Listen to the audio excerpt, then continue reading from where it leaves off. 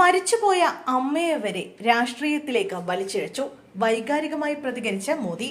അമ്മയ്ക്കെതിരായ അസഭ്യ മുദ്രാവാക്യത്തിൽ കോൺഗ്രസിനും RJDക്കുമെതിരെ ആഞ്ഞടിച്ച പ്രധാനമന്ത്രി നരേന്ദ്രമോദി.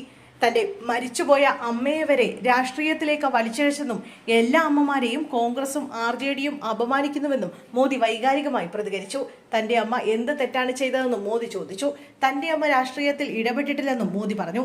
ബീഹാറിലെ വനിതകൾക്കുള്ള സംരംഭകത്വ വികസന നിധി വീഡിയോ കോൺഫറൻസിലൂടെ ഉദ്ഘാടനം ചെയ്യുന്നതിനിടെയാണ് മോദിയുടെ വൈകാരിക പ്രതികരണം. കോൺഗ്രസും RJDയും എല്ലാ അമ്മമാരെയുമാണ് അപമാനിച്ചിരിക്കുന്നത്.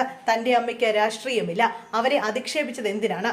എന്ത് തെറ്റാണ് അമ്മ ചെയ്തതെന്നും കുടുംബാധിപത്യത്തിൽ അഭിരമിക്കുന്നവർക്ക് ആ വേദന മനസ്സിലാവില്ലെന്നും മോദി പറഞ്ഞു. തനിക്കുണ്ടായ വേദന ബീഹാർ ജനതയ്ക്കും അറിയാമെന്നും പ്രധാനമന്ത്രി പറഞ്ഞു.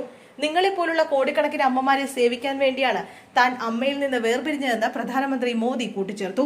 100 വയസ്സ് പൂർത്തിയാക്കി അന്തരിച്ച രാഷ്ട്രീയവുമായി യാതൊരു ബന്ധവുമില്ലാത്ത തന്റെ അമ്മയാണ് അവർ അധിക്ഷേപിച്ചതെന്നും അദ്ദേഹം പറഞ്ഞു. ഇത് ബീഹാറിലെ അമ്മമാരെ അപമാനിക്കുന്നതിന് തുല്യമാണ്. ഇത്തരക്കാരുടെ അഹങ്കാരവും വെറുപ്പും ജനങ്ങൾ തിരിച്ചറിഞ്ഞു. RJD ഭരണത്തിൽ വനിതകൾക്കെതിരെ ആക്രമണങ്ങൾ നടന്നു. അഴിമതിക്കാരെയും ബലാത്സംഗ കുറ്റവാളികളെയും RJD സംരക്ഷിച്ചു. വനിതകൾ അവരുടെ ഭരണത്തിൽ സുരക്ഷിതരല്ല. ഇത്തരത്തിൽ ഒന്ന് സംഭവിക്കുമെന്ന് താൻ സ്വപ്നത്തിൽ പോലും കരുതിയില്ലെന്നും മോദി പറഞ്ഞു.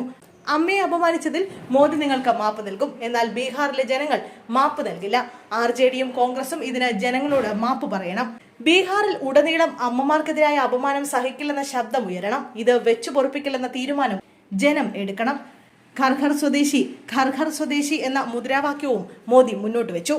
രാജ്യത്തിന്റെ സ്വയം പര്യാപ്തതയ്ക്ക് ഇത് അനിവാര്യമാണെന്നും എല്ലാ വ്യാപാരികളും ഈ മുദ്രാവാക്യം ഉയർത്തി പ്രവർത്തിക്കണമെന്നും അഭിമാനത്തോടെ ഉൽപ്പന്നങ്ങൾ സ്വദേശിയാണെന്ന് പറയണമെന്നും മോദി പറഞ്ഞു.